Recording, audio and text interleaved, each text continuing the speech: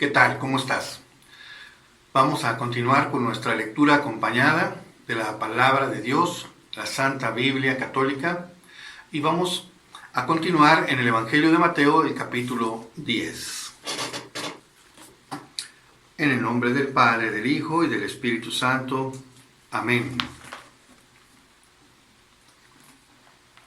Ven, Espíritu Santo, ven y llena los corazones de tus fieles y enciende en ellos el fuego de tu amor. Envía, Señor, tu Espíritu y todo será creado y se renovará en la faz de la tierra. Oh Dios, que has iluminado los corazones de tus hijos con la luz de tu Espíritu Santo, haznos dóciles a sus inspiraciones para que gustemos siempre el bien y gocemos de sus divinos consuelos. Por Cristo nuestro Señor. Amén. Espíritu Santo, fuente de luz, ilumínanos, danos un rayo de tu luz. Ilumina nuestro pensamiento, nuestro entendimiento, para que podamos acoger esta palabra que tú inspiraste con el mismo espíritu con que fue escrita. Por Cristo nuestro Señor. Amén. En el nombre del Padre, del Hijo y del Espíritu Santo. Amén. Muy bien, vamos a continuar con el comentario de este capítulo 10.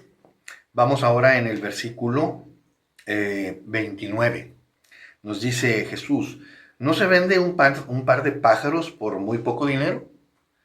Y sin embargo, ni uno de ellos cae en tierra sin que lo permita el Padre. En cuanto a ustedes, hasta los cabellos de su cabeza están contados. No teman, vuelve a esto, no tener miedo. Ustedes valen más que todos los pájaros. ¿Qué nos está diciendo Jesús? ¿Qué quiere enseñarle Jesús a sus apóstoles, a los cuales está enviando, nos había dicho, como ovejas en medio de lobos, a que vayan a predicar y llevar el mensaje de la salvación? Les está diciendo: aprendan a confiar, aprendan a abandonarse a Dios, abandonarse en Dios, ¿verdad? El Señor de la Misericordia tiene este mensaje central: Jesús, en ti confío. Y al Sagrado Corazón de Jesús le tenemos también esta jaculatoria: Sagrado Corazón de Jesús, en vos confío. Para Jesús la confianza lo es todo, ¿sí? Lo es todo. Pero no una confianza, y esto hay que tener cuidado, de no caer en la soberbia, ¿verdad? Fíjense que en una ocasión a un secuestrador que además mutilaba a sus víctimas. En una ocasión lo entrevistaban, ¿verdad?, en la televisión, y le decían: oiga, ¿usted cree que Dios lo va a perdonar por todo el daño que ha hecho, las muertes que ha causado, las familias que han enlutado, etcétera? Y su respuesta fue: pues para eso está. No podemos nosotros decir: bueno, pues Dios me va a perdonar porque para eso está. Así que no importa que yo me porte mal, ¿verdad? Yo voy a pedir perdón y me va a perdonar. Porque no podemos ser cínicos. El Señor quiere nuestro arrepentimiento, y como dice el Salmo, el Salmo 50 creo: a un corazón contrito y humillado tú nunca lo desprecias, pero un corazón altanero, vengo a que me perdones porque yo ya sé que tú me vas a perdonar, para eso estás. No podemos ser así con el Señor. Un corazón que se cierra así, vamos, no engaña al Señor. El Señor ve nuestros corazones, no podemos engañar al Señor. Por eso Él dice: no hay nada secreto que no llegue a saberse. El Señor lo puede ver todo, el Señor ve nuestros corazones. Y nos invita a ser sinceros, auténticos, pero también muy comprometidos. Por eso habla de ser astutos como serpientes y sencillos como palomas. Es decir, debemos estar siempre, ahora sí que, en alerta, para ver cómo está a nuestro alrededor, cómo está nuestro entorno y cómo estamos verdaderamente viviendo nosotros este compromiso personal de seguir al Señor. Si es que hemos tomado esa decisión, porque también pues, nos da la libertad de no seguirlo, ¿no?, de tomar esa decisión. Entonces aquí dicen: no tengan miedo, ustedes valen mucho más que los pájaros, que los animales del cielo, ¿verdad?, las aves, etcétera, que que Dios los alimenta. Ellos no trabajan ni hilan, ¿verdad? Claro, los cazadores pues tienen que ir a buscar su comida, todos van a buscar su alimento, pero lo encuentran todos por la gracia de Dios.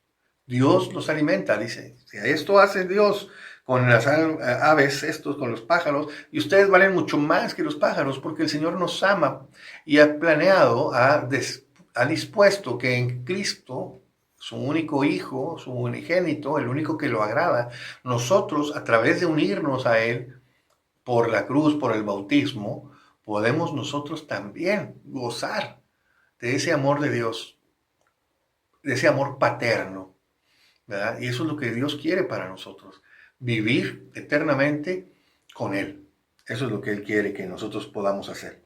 Si alguno está de mi parte delante de los hombres, también yo estaré de su parte en presencia de mi Padre que está en los cielos. Jesús aquí nos está diciendo, yo soy justo. Si tú hiciste algo por mí, yo también voy a responder por ti. De tal manera que insiste el Señor en este mensaje de la confianza. Confía, abandónate, abandonémonos ante el amor de Dios, que nos ama infinitamente. Bien, dice, pero a quien me niegue ante los hombres, que sabemos que los hay, ¿verdad? Que hay gente que niega a Jesús, que niega a Dios.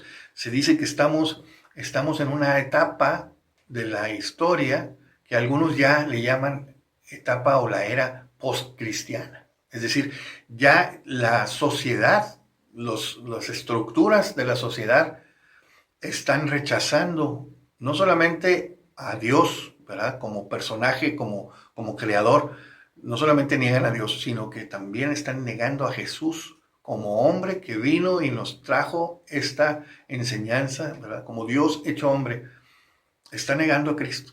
Es decir, todas las enseñanzas de Cristo que permearon en la sociedad de Occidente y que pues, en la Edad Media llegó a su apogeo, ¿verdad? Con todas las instituciones y todos los santos que dio la Iglesia al mundo, ¿verdad? Todas las instituciones de asistencia, los hospitales, las universidades, todo esto, ¿verdad?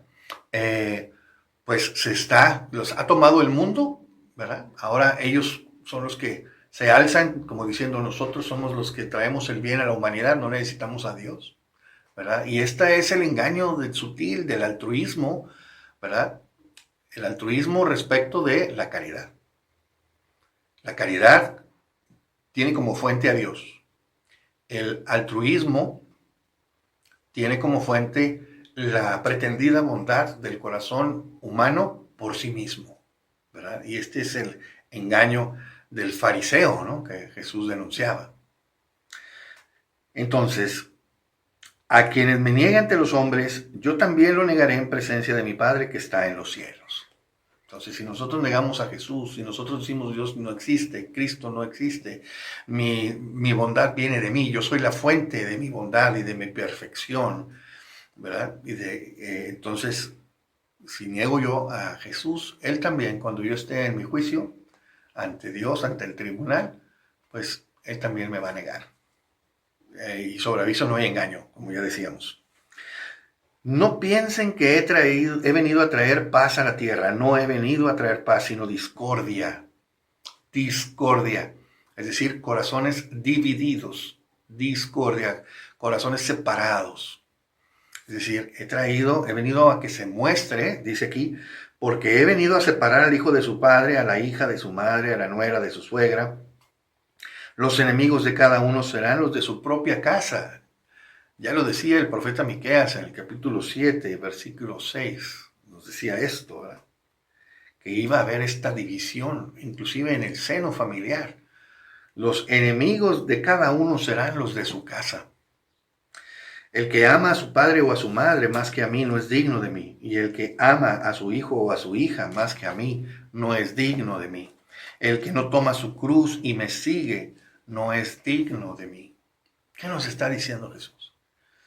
Pues continuando con esta propuesta de confiar en Él a toda prueba, confiar en Él en todo momento y en toda circunstancia, viene y nos está diciendo, no creas que es una circunstancia sencilla.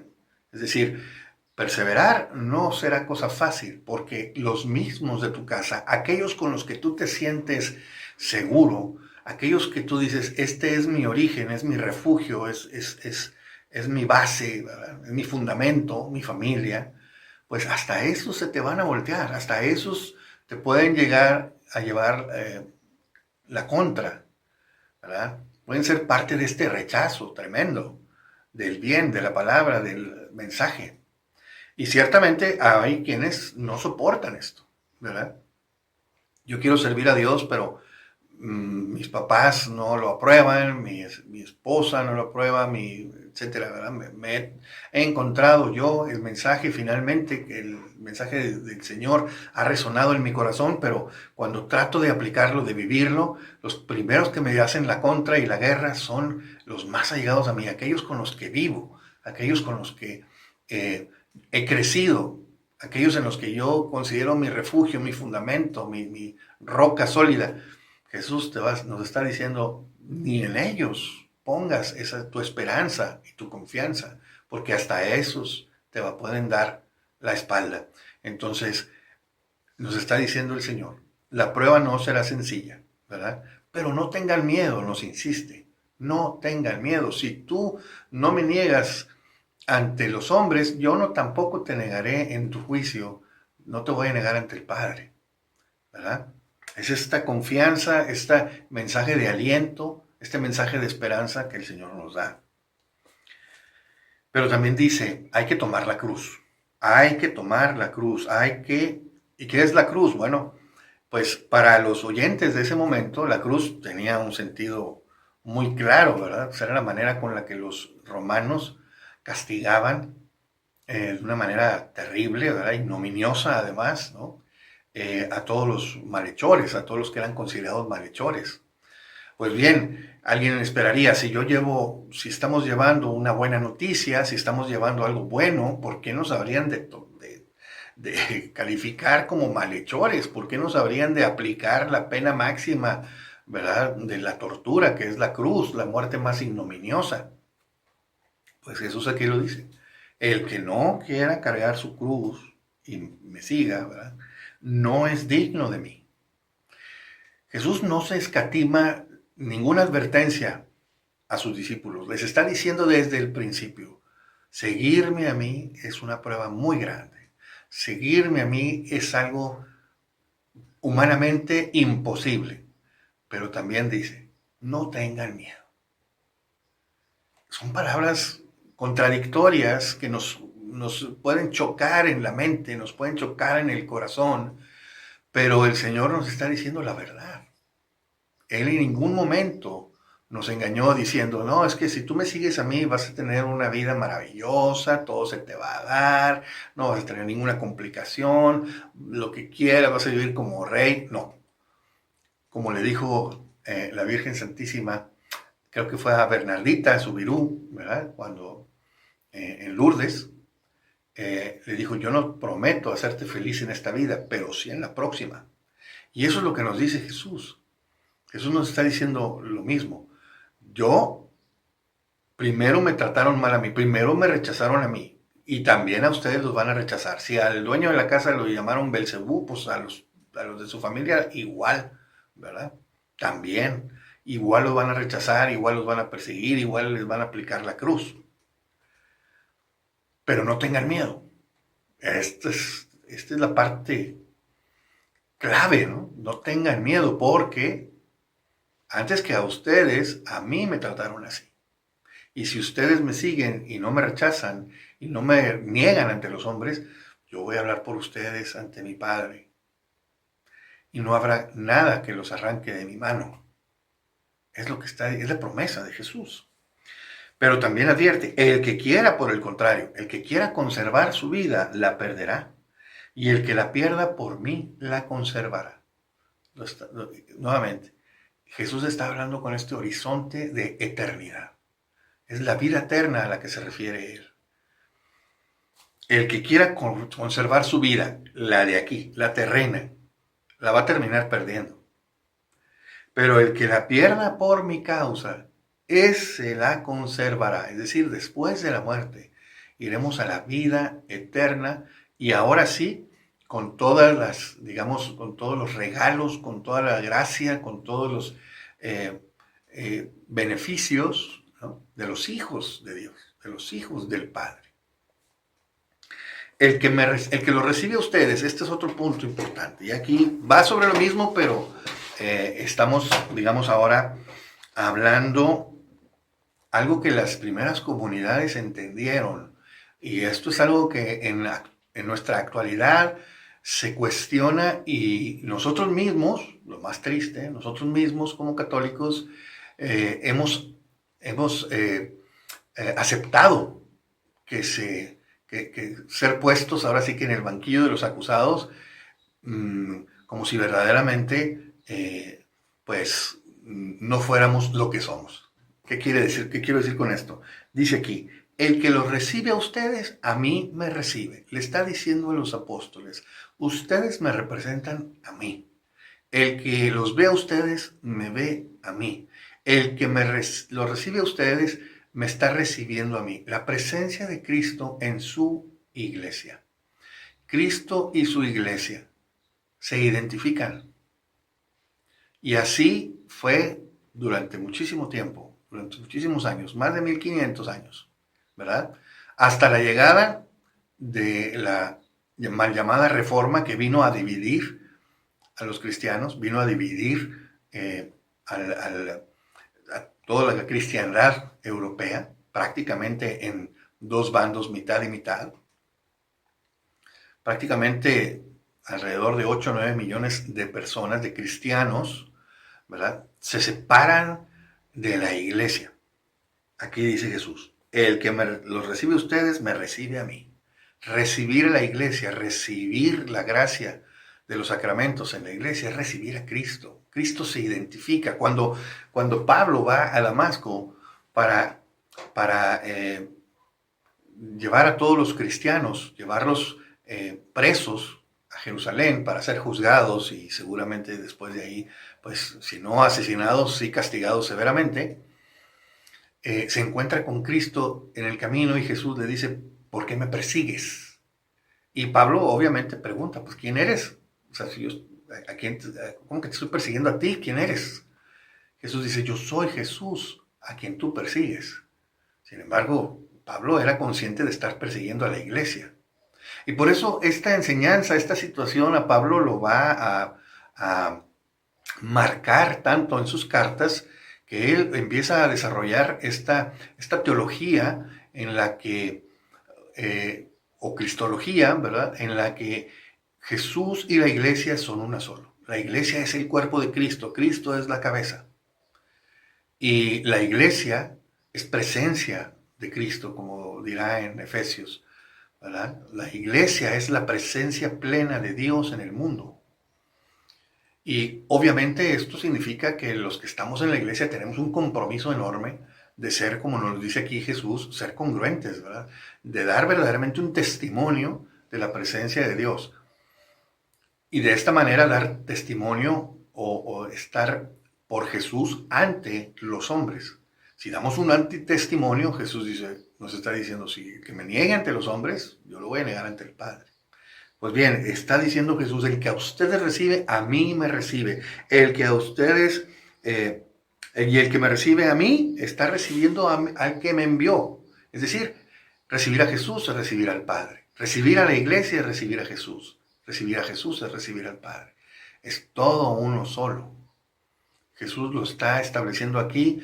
Mateo lo está diciendo así, es testigo de que Jesús lo ha dicho. Y por eso siempre se ha creído que la palabra de la iglesia es la palabra de Dios.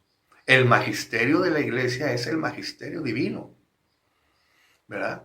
De tal manera que, como ya les digo, a partir de esta cuestión, de esta separación por la Reforma, ¿verdad?, en cristianos católicos y no católicos, pues ahora resulta que, pues para todos aquellos que no son católicos, pero dicen creer en Cristo, pues es posible seguir a Cristo sin su iglesia. Y esto es una contradicción. Aquí mismo Mateo nos lo está diciendo, que Jesús atestigua, el que a ustedes recibe, es decir, a los apóstoles, a la iglesia, él está fundando. El que a ustedes recibe, a mí me recibe. Y claro, esta enseñanza, pues los no católicos la usan para aplicársela a sí mismos, pero en realidad, pues ellos fueron los primeros en estar traicionando estas palabras de Jesús, cuando rechazan a la iglesia. Es cierto que la iglesia, los hombres, ¿verdad?, que formamos la iglesia, muchas veces damos un antitestimonio. Y desde esa perspectiva se pueden justificar en la no creencia, ¿no?, o en que pues simplemente los actos, el testimonio de las personas no corresponde a su cristianismo o a su fe. Pero como Jesús le llega a decir a los fariseos, ¿verdad?, bueno, el que esté libre de pecado, que aviente la primera piedra. Conocemos nosotros este dicho de Jesús. Es decir, ¿quién puede decir que no tiene pecado? San Juan dice, el que diga que no tiene pecado es un mentiroso. De modo que por eso Jesús dice, no juzguen a nadie. Nos lo dijo en el Sermón de la Montaña, no juzguen a nadie para que no sean juzgados. Pues bien, aquí está el asunto, aquí está la enseñanza. Jesús dice, el que a ustedes recibe, a mí me recibe. El que a ustedes rechaza, a mí me rechaza. El que recibe a un profeta por ser profeta, recibirá recompensa de profeta. El que recibe a un justo, seríamos a un santo, por ser santo, por ser justo, recibirá recompensa de justo. A quien dé un vaso de agua fresca a uno de estos pequeños, solo porque es discípulo mío, les aseguro que no quedará sin recompensa. Esta es la enseñanza de Jesús. Este es el discurso de Jesús atribuido o enviado a la comunidad que va a evangelizar. Es decir, cuando vamos a la misión.